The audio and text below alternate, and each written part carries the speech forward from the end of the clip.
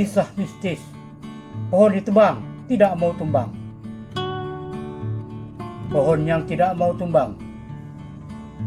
Di ujung kampung, dekat sungai keruh yang selalu berbau tanah basah, berdiri sebuah pohon beringin tua, akarnya menjalar seperti ular raksasa.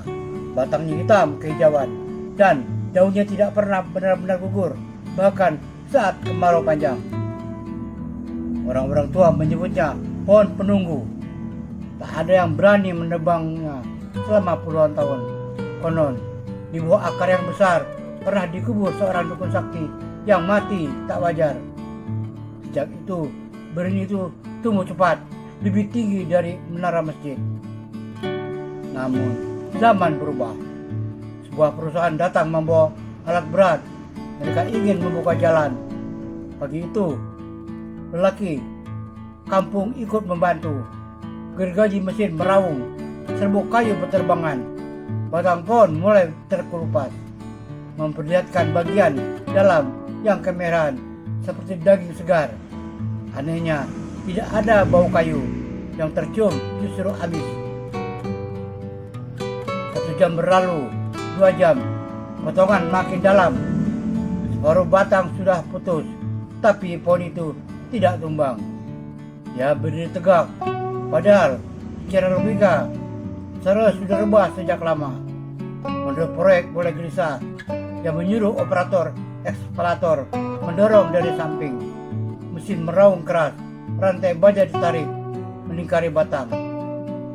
Saat ditarik, tanah di sekitar akar justru bergetar.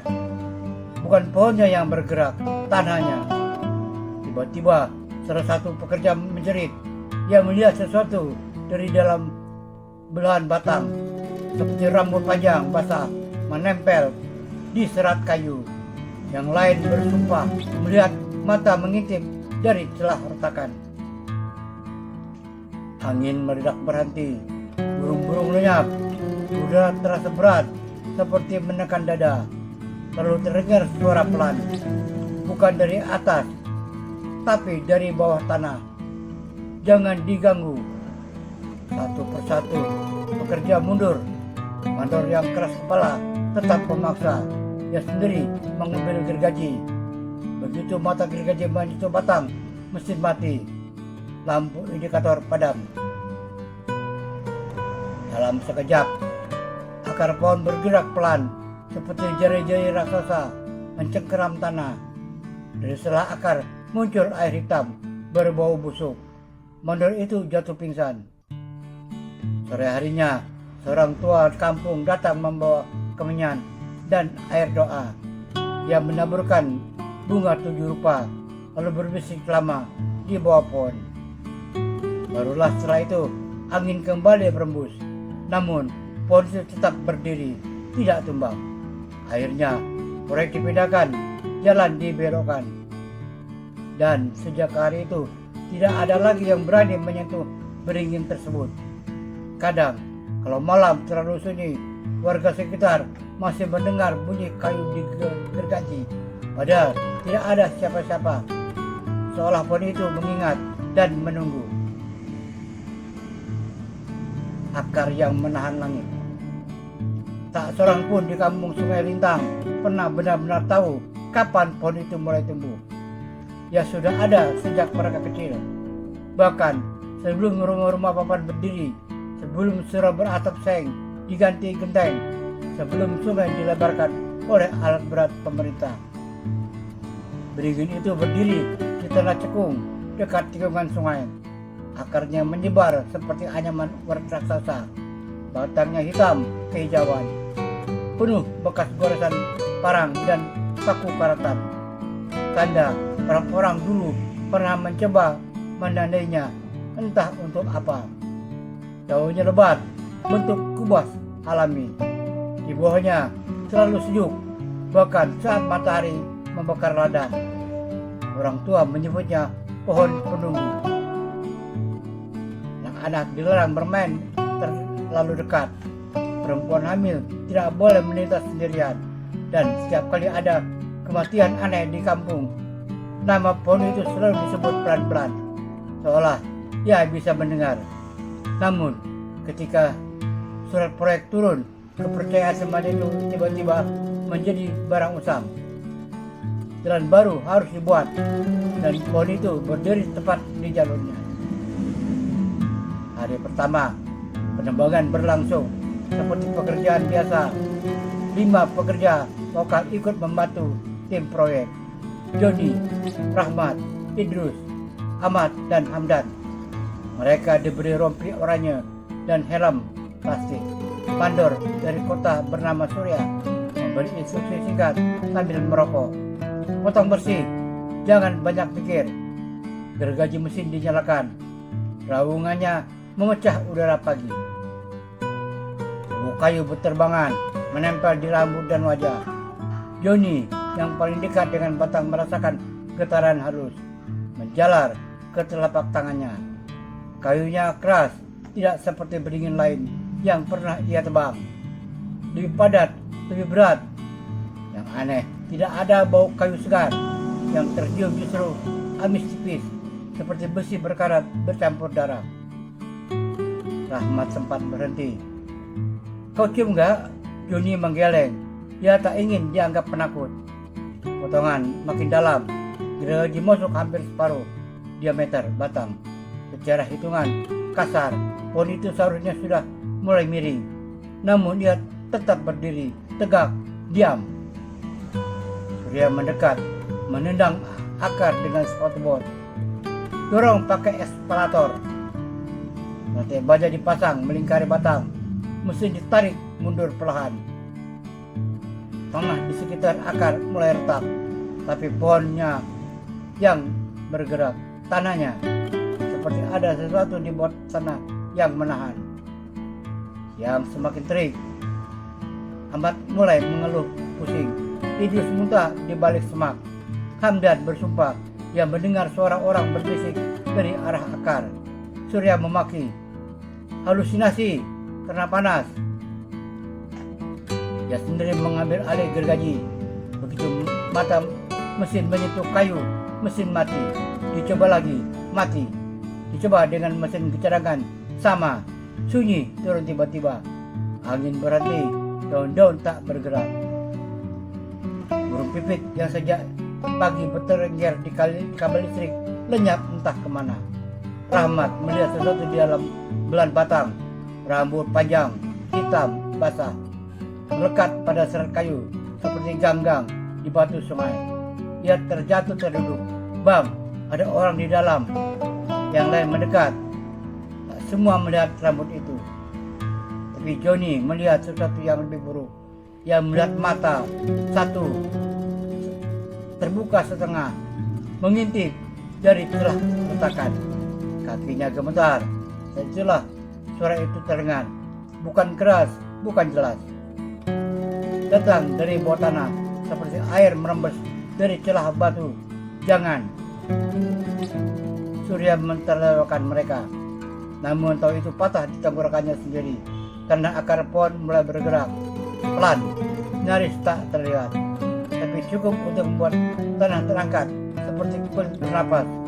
Dari setelah akar keluar cairan hitam, berbau busuk. Surya terjatuh pingsan. Pekerjaan dihentikan. Sore itu, kabar menyebar cepat. Orang-orang kampung berdatangan. Mereka berdiri jauh-jauh. Tak ada yang berani mendekat. Beberapa ibu membaca ayat kursi. Seorang bapak tua menyuruh anaknya pulang mengambil air doa. Menjelang maghrib, datanglah Pak Umar. Usianya hampir 80. Dia berjalan perlahan dengan tongkat kayu ribung. Di tangannya ada bungkusan kain putih berisi bunga 7 rupa dan kemenyan. Ia duduk bersila di bawah pohon. Tak ada yang berbicara. Ia menyalakan kemenyan. Asap tipis naik lurus, tak berbelok. Pak Umar berbisik lama. Tak sering pun mendengar apa yang ia ucapkan. Setelah itu, ia menaburkan bunga, memercikan air, lalu menepuk tanah 3 kali. Barulah angin kembali berembus. Pak Umar berdiri. Ini bukan pohon biasa, katanya pelan. Di bawahnya ada yang ditanam hidup-hidup dulu. Orang berilmu mati membawa marah. Surya yang sudah sadar harinya bisa terdiam. Keesokan harinya, proyek dipindahkan, jalan dibelokkan, benih itu dibiarkan berdiri. Bulan-bulan berikutnya, kampung kembali tenang. Namun, tak sepenuhnya. Joni sering bermimpi berada di dalam batang kayu sempit. Ia terjepit, tak bisa bernapas. Ada rambut menyentuh wajahnya. Rahmat berhenti bekerja. Ia pulang ke kampung istrinya. Idrus jatuh sakit tanpa sebab yang jelas. Surya minta mutasi. Dan setiap malam tertentu, warga sekitar mendengar suara gergaji dan arah sungai. Padahal tak ada mesin, tak ada pekerja. Hanya pohon tua yang berdiri sendiri, dengan akar menahan tanah dan cabang menopang langit. Pak Umar meninggal setahun kemudian. Sebelum wafat, ia sempat berpesan, kalau suatu hari pohon itu tumbang sendiri, jangan ada yang mendekat. Itu artinya yang di bawah sudah selesai bangun. Sampai sekarang, benih itu masih berdiri, tak mau tumbang. Dan orang-orang Sungai Lintang belajar hidup berdampingan dengan sesuatu yang tidak mereka pahami. Karena tidak semua yang diam berarti kosong. Ada yang hanya menunggu, yang tetap berdiri. 15 tahun berlalu tanpa terasa. Joni kembali ke Sungai Lintang sebagai lelaki setengah baya. Rambutnya mulai memutih di pelipis. Dia datang bukan sebagai pekerja proyek lagi, melainkan mengantar jenazah ibunya yang ingin dimakamkan di kampung sendiri. Jalan sudah bagus sekarang, aspal hitam membelah sawah dari kebun karet. Rumah-rumah papan berganti tembok, menara sinyal berdiri di bukit. Tapi pohon itu ada, beringin tua di tikungan sungai. Lebih besar, lebih gelap. Akarnya kini sebagian tertutup beton, namun tetap menyembul seperti tulang-tulang bumi yang menolak dikubur. Setelah pemakaman, Joni berjalan sendiri ke sana. Tak ada lagi papan larangan, tak ada kemenyan.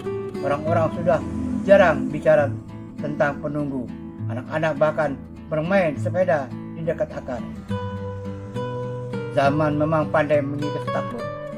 Ia berdiri lama sebagai naungan daun. Udara di sana tetap sejuk, sama seperti dulu. Dia menempelkan telapak tangan ke batang, masih keras, masih dingin. Dia teringat hari itu, raungan gergaji, bau amis, mata di celah kayu. Dia sadar bahwa selama bertahun-tahun, mimpi buruknya tak pernah benar-benar pergi, hanya berubah bentuk. Angin bergerak pelan, daun-daun berdesir. Dan Joni mendengar sesuatu, bukan suara jelas, lebih seperti ingatan yang bergetar di tulang. Dia menghela nafas. Kalau kau memang masih di sini, katanya pelan, aku cuma mau bilang, kamu sudah lewat. Tak ada jawaban.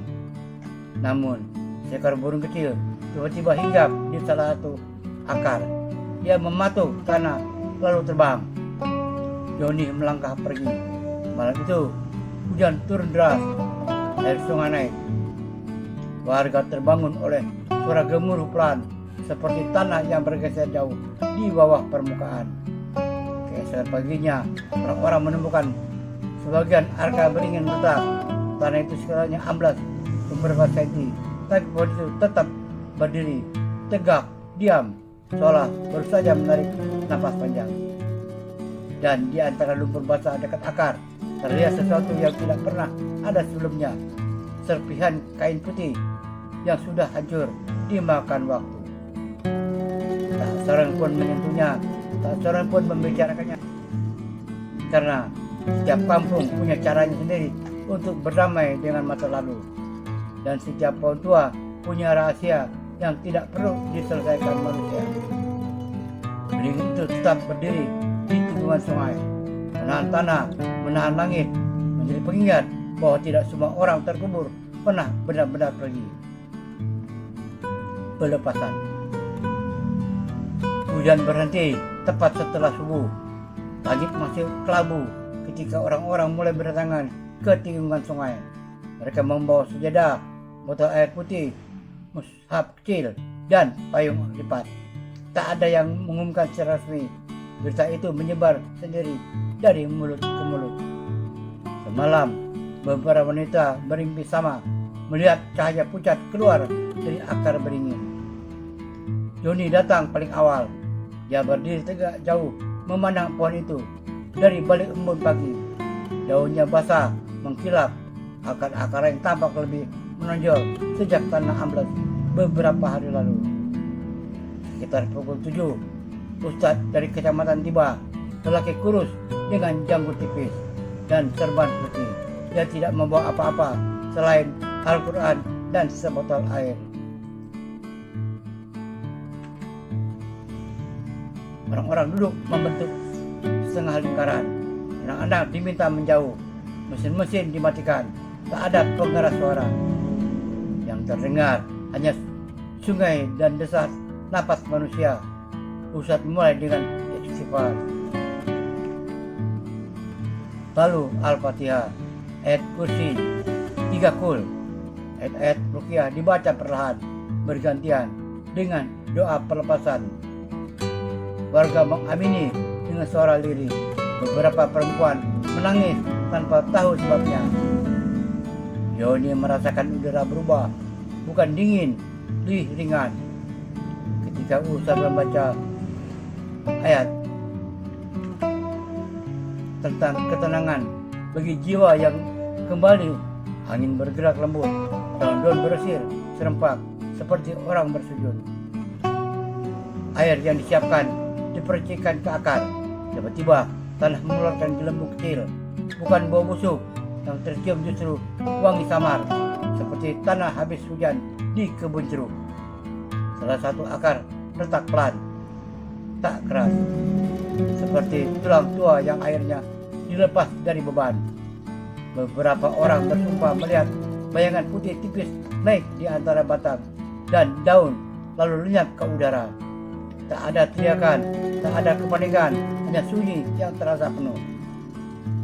Ustaz menutup dengan doa panjang. Kalau ada yang terikat di sini, kami mohon dilepaskan. Kalau ada yang tersesat, kami mohon dituntun pulang. Kami hanya ingin tanah ini kembali bersih.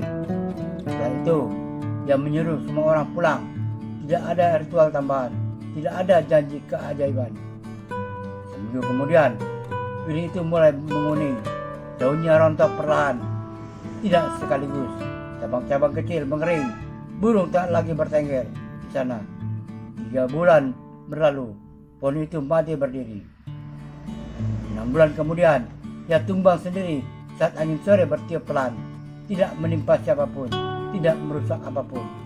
Buahnya tidak ditemukan tulang, tidak ditemukan jurnal, hanya tanah merah biasa. Joni hadir saat batang terakhir dipotong. Dia mengambil semua tanah dari bekas akar, lalu membiarkannya kembali ke sungai. Sejak hari itu, kampung Sungai Lintang terasa lebih lapang. Bukan karena pohonnya hilang, tapi karena sesuatu yang lama bertahan akhirnya dilepas. Dan Joni tahu beberapa hal tidak perlu dilawan, cukup didoakan, cukup dipulangkan. Pulang dalam tenang. Saat itu, Sungai Lintang lebih sunyi dari biasanya. Langit mendung tipis, air sungai mengalir pelan, membawa daun-daun gugur dari hulu yang orang-orang tanpa dikomando. Membawanya sejadah, usap kecil, dan botol air putih. Tidak ada spanduk, tidak ada pengeras suara. Setelah mereka tahu ini bukan acara, melainkan ikhtiar, Joni berdiri di barisan belakang. Ia teringat firman Allah yang pernah ia dengar dari dulu. Dan sesungguhnya kami telah memuliakan anak cucu Adam. Ia menelan ludah. Jika manusia saya dimuliakan, apalagi ruh yang tersesat, pikirnya. Bukankah mereka juga ciptaan? Hasan mulai dengan istighfar. Suara itu pelan, tapi menyebar seperti embun. Lalu Al-Fatihah dibaca bersama. Disusul ayat kursi. Saat sampai pada kalimat dan tidak mengantuk dan tidak tidur, angin bergerak lembut menyentuh pucuk daun beringin. Ayat-ayat ruqyah mengalir. Ustaz menunjukkan dengan surah Al-Ikhlas, surah Al-Falaq, Anas. Air doa dipercikan ke akar. Juni melihat tanah menggelembung kecil seperti nafas panjang yang dilepaskan. Beberapa ibu menangis, bukan karena takut, lebih seperti lega. Ustaz kemudian membaca ayat, "Hai jiwa yang tenang, kembalilah kepada Tuhanmu dengan hati yang ridho dan diridhoi." Tidak ada teriakan, tidak ada benda terlempar, hanya sunyi yang terasa. Dalam hati, Doni teringat sabda Nabi yang pernah ia dengar dari Pak Umar dulu. Sesungguhnya setan itu lari dari rumah yang dibacakan surah Al-Baqarah. Dan ia sadar mungkin bukan hanya setan yang pergi hari itu, mungkin juga sisa-sisa marah, sisa-sisa dendam, sisa-sisa ikatan yang tidak pernah disadari manusia. Ustaz menutup dengan doa panjang. Dia tidak menyebut makhluk apapun. Dia hanya berkata, kalau ada yang terikat, kami mohon dilepaskan. Kalau ada yang tersesat, kami mohon dituntun pulang. Kami bersaksi, hanya Engkaulah pemilik tempat ini. Orang-orang mengamini. 3 hari kemudian, daun beringin mulai menguning. Sebulan berlalu, cabang-cabang kecil mengering. Dan 6 bulan setelah ruqyah itu, pohon tersebut tumbang sendiri saat angin sore berembus pelan. Tidak menimpa siapapun, tidak melukai apapun. Di bawah akarnya ditemukan apa-apa selain tanah merah biasa. Seolah bumi sudah mengembalikan apa yang dulu dipinjam. Dunia berdiri lama di bekas batang. Dia teringat ayat lain. Siapa yang bernyawa pasti akan merasakan mati. Dia menaburkan segenggam tanah ke sungai. Sejak itu kampung terasa lebih ringan. Bukan karena pohonnya hilang, tapi karena orang-orang belajar satu hal sederhana, bahwa tidak semua yang gaib harus ditantang, tidak semua yang gelap harus dilawan. Sebagian cukup dikembalikan kepada Allah, karena itu akhirnya siapa yang tersesat akan pulang bila didoakan dengan benar.